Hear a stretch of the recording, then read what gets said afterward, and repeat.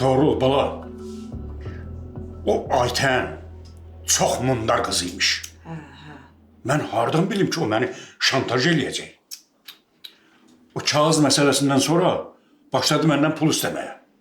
Mənə dedi ki, əgər mən istədiyim pulu verməsən, onda hər şeyi doğru müəllimə açıb deyəcəm.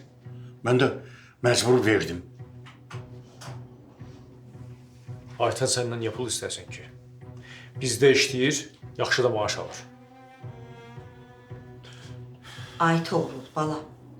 Valla o Aytənin bir çətən külfəti var. Evinin bütün ağırlığı onun çiynindədir. Pula həmişə ehtiyaclı olur. Oy. Mən ömrümdə belə pulgir qız görməmişəm da. Hər həftə məndən pul istəyirdi, hər həftə. Mən də məcbur olub Lalənin o maaşından aparıb verirdim ona. Hələ siz nişanlanandan sonra məndən lap çox pul istəməyə başladı. Mən də məcbur oldum, neyniyim? Sənin Ləmana aldığın o hədiyyələr var, apardım, satdım. Vallahi məcbur oldum, yoxsa mən belə şey eləməzdim. Gördün? Gördün sən bu elədiyin hərəkətlər bizim başımıza nə oyunlar gətirdi?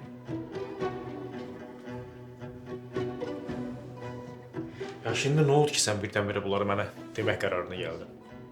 Çünki o obyekti məndən istədi. Mənə şərt qoydu.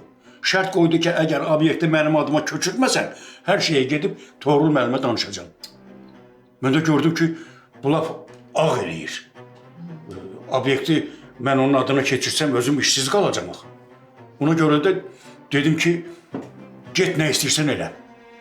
O da həmin kağızları gətirdi, qoydu sənin otağına, məndən heyfini çıxdı. Bax belə.